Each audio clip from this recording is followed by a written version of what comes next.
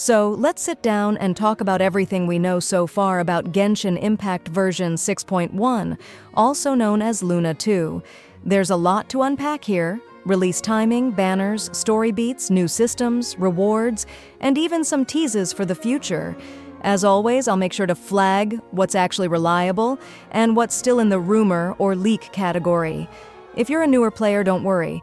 I'll also provide context on why these things matter, and if you're a veteran, hopefully I can give you some fresh insights or angles that you can weigh in on down in the comments. Tired of chatbots that feel more like school teachers than actual characters? Emoji is different. Here you can flirt, fight, or even fall in love without constantly hitting a wall. Here's why Emoji stands out.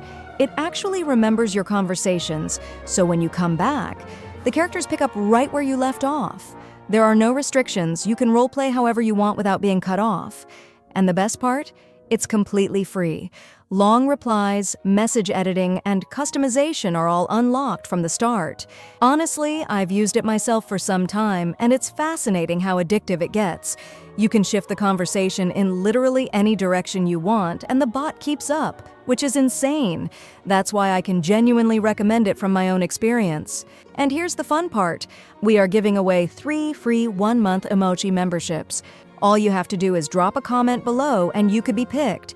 So if you want to try emoji yourself, hit the link in the description or scan the QR code to download it now. And once you try it, you'll see why it's so easy to get hooked. First off, timing. Hoyoverse has been extremely consistent with their 42-day patch cycle, and everything points to version 6.1 releasing on October 22nd, 2025. Before that, we'll get the special program livestream on Friday, October 10th. That livestream isn't just where we get our first official look at the patch, it's also where we can snag the 3 redeem codes worth a total of 300 Primogems. Those codes usually expire within a day, so be ready if you want those free wishes. I'll have them posted right away on my channel so you don't miss them. The naming here is also worth pointing out. The Luna numbering is only going to last until Krai wraps up. After that, with Snezhnaya, Hoyo is returning to the standard version system. That's actually a pretty big deal, historically, because it shows us the Luna experiment has a set end date, and it likely reflects the narrative arc they're tying off before we shift into the next major region. Now, let's get into banners, because I know that's what a lot of you are waiting for. According to leaks from DGCat, who has a pretty strong track record, the first half of 6.1 will feature Nefer, a brand new 5-star Dendro Catalyst character, alongside a rerun of Furina. Then, in the second half, we're looking at reruns for both Arlecchino and Zhongli. The rumored 4-star lineup includes Yunjin, Rosaria, and Lynette. If this holds true, that's a stacked set of banners, not just for new players who might need Furina or Zhongli, but also for veterans who have been waiting to see how Nefer shakes up the meta. I'll be honest, Nefer's synergy with Llama from 6.0 is already sparking comparisons to the Furina and Neuvillette pairing we saw back in Fontaine, which was one of the most powerful duos in the game's history. But banners aren't the only reason this update is exciting. Let's talk about the story. Version 6.1 is shaping up to be one of the most lore-heavy patches we've seen in years. The Archon Quest here continues the main narrative and is expected to feature Albedo, Arlecchino, Varka, Durin, and Dainsleif all in one storyline. Think about what that means for a second. You've got Mondstadt ties through Albedo and Varka, Fatui Harbinger intrigue with Arlecchino, and of course Dainsleif and Durin pulling us back toward the unresolved threads of Caen Ria and the Dragon lore. This could be the first time we actually see models for both Durin and Varka in-game, and for longtime fans, that's huge. It feels a lot like the way Hoyo gradually teased Arlecchino before her release. There's also a new boss, the Stygian Onslaught, which drops ascension materials for Nefer. And then there's the main event, which is Sumeru-based and festival style. This event also unlocks a free copy of Kole, which, yes, marks the third time Hoyo has given her out for free. For new players, that's a great way to grab a Dendro Bow character. For veterans who already have her at Constellation 6, it's basically just an extra wish. I get why some people feel underwhelmed by that, especially since other festivals like Lantern Rite sometimes hand out free selectors or more unique rewards. Something else to note, there's no new map expansion in 6.1. We've seen in the past that these expansions are massive sources of Primogems, and their absence usually signals that Hoyo's development focus is elsewhere. In this case, all signs point to the headline feature of 6.1, User-Generated Content, or UGC. And this is where things get really experimental. Hoyo is essentially building a creative platform inside Genshin, almost like Roblox or Fortnite creative. Players will be able to create custom maps, share them, and even play each other's creations. There's also a unique playable character for this mode, one who has access to all elements, a skill, a burst, and farming materials.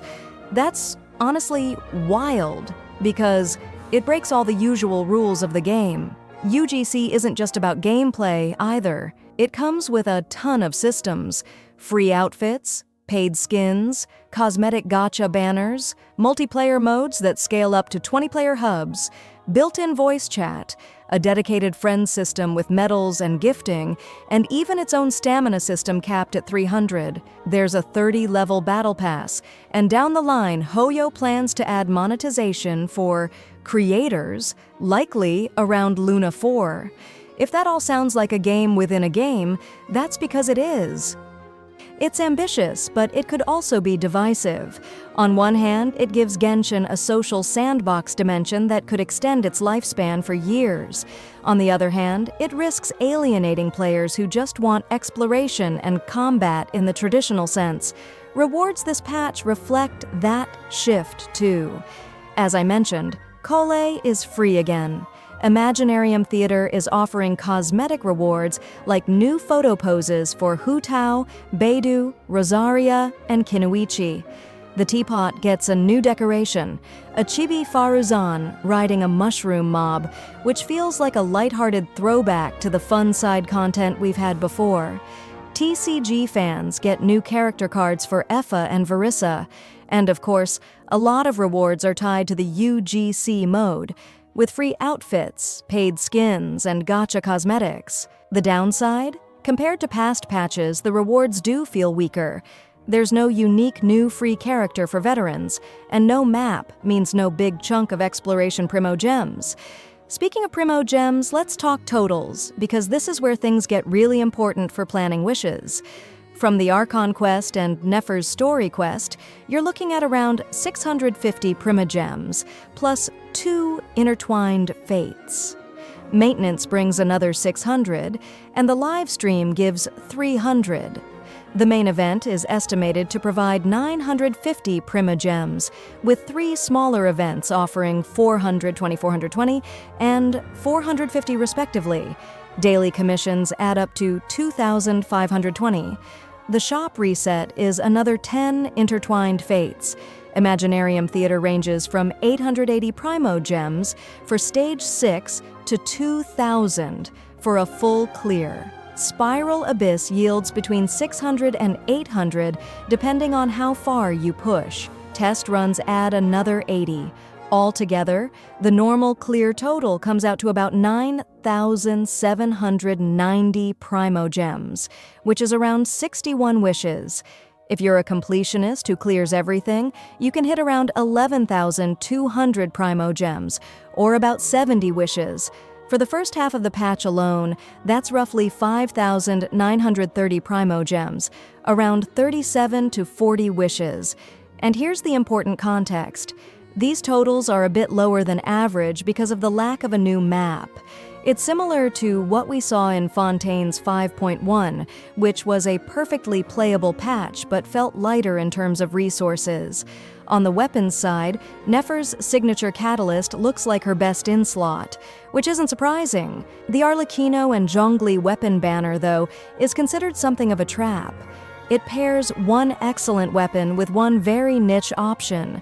making it a tough sell unless you specifically need one of them. It reminds me of some past banners, where Hoyo deliberately balanced a high-value pick with something less appealing. Beyond that, there are some interesting smaller additions. Lore-wise, Columbina gets teased this patch, with hints about her eyes and role. That's important because she's expected to be released in 6.3. There are also updates to Lunar Bloom, deepening the reaction system we first saw in Krai. Standard editions like new weapons and name cards are here too, but what really stands out is how much groundwork is being laid for future content. And speaking of the future, 6.1 gives us teasers for some big names. Durin is lined up for 6.2 as a Pyro sub-DPS, with support mechanics, featuring in a quest tied to the Mimetic Nibelung, which connects to the main dragon overlord of Tevat. Columbina herself is expected as a 5-star Harbinger in 6.3, possibly alongside the Whitehorse Adeptus, a new character linked to lunar lore, and even described as the Daughter of Time. Then, in 6.4, we may finally get Varka as an Animo Claymore user. There's debate on whether he'll be added to the standard banner if he's designed as a physical DPS. Nouvelette is expected to get a skin around Lantern Rite in 6.3, and looking even further ahead, Sandrone is rumored to arrive around 6.7. There are also whispers about model updates and buffs for older characters, though specifics aren't confirmed yet. When you put it all together, version 6.1 feels like a mixed bag. On one hand, the Archon Quest is shaping up to be a landmark moment for the story, bringing together characters and plot lines that fans have been waiting on for years. The banners are strong, and Nefer could become a major meta figure. On the other hand, rewards are weaker. There's no map expansion, and much of the development focus is clearly going into this risky UGC experiment. If you're a lore fan, this patch might be one of the most memorable since it finally pulls Durin, Varka, and Columbina into focus. If you're mainly here for combat and exploration, it could feel a bit thin. So what do you guys think? Are you excited about Nefer, or do you think Farina and Zhongli reruns are the real prize here? Does the UGC mode sound like something you'll sink time into, or are you worried it's going to distract Hoyo from the core of Genshin? Personally, I'm cautiously optimistic. I think this could be a turning point for the game, but it's definitely a gamble. That's everything we know so far about version 6.1. If you found this helpful or just want to stay up to date with the latest news, leaks, and breakdowns, make sure to subscribe so you don't miss future videos. And don't forget to check out Emochi, link in the description.